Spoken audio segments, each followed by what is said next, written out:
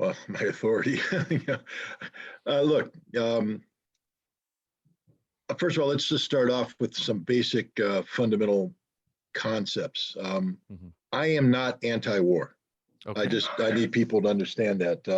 I'm a former Marine. I trained for war. I hate war with all my body. But if there is evil in the world, um, you need people who are trained to confront evil and destroy evil violently. And that's what I was prepared to do. And if I were any younger, I'd be continue to be prepared to do it. I have to give into age and recognize that my knees don't work anymore. But I'm not an anti-war activist. Okay. What I am is somebody who believes that war is the absolute last resort. That before we go down the path to war, that we have to exhaust every possible venue short of war to prevent war. I firmly believe that old men talking in smoke-filled rooms is a hell of a lot better than young men dying in smoke-filled battlefields.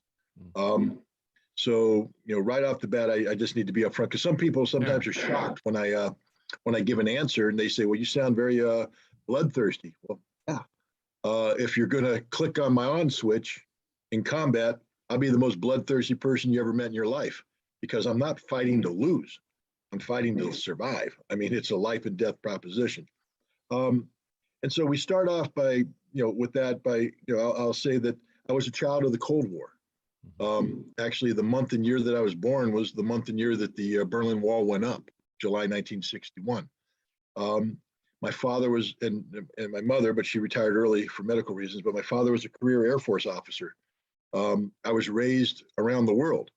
I went to high school in Hawaii during the Vietnam War, then Turkey, and graduated in Germany, the front lines of the Cold War.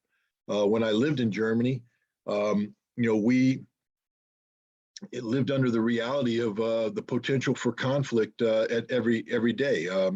We had a nuclear storage facility about 5 kilometers from our house. It would have been one of the first places struck by a nuclear weapon if there was a war. So every morning that the headline said Russia may move into Poland, NATO may take action, was a morning, or every time my father went to work and disappeared into the bunker for a week at a time, you literally didn't know if you're going to wake up the next morning. You just went to bed saying, well, I hope that was a nice day. I hope we have another nice day tomorrow, because that was the reality. Thermonuclear warfare was it.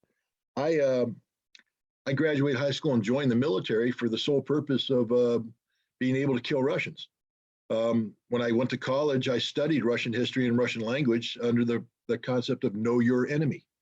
And the Marine Corps made me an intelligence officer because of my knowledge of the Soviet military and such. And I spent my first couple years in the Marine Corps actively training to close with and destroy the Russian enemy through firepower maneuver. I was in a nuclear-capable artillery unit, and we spent every waking moment focused singularly on killing Russians.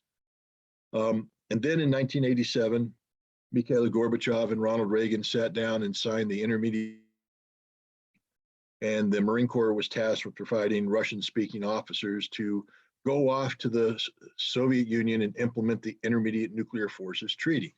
That is a treaty that was designed to get rid of entire classes of nuclear-capable missiles that were destabilizing the security situation in Europe. And I suddenly found that my focus in life went from killing Russians to working with Russians in the towards the joint objective of peaceful coexistence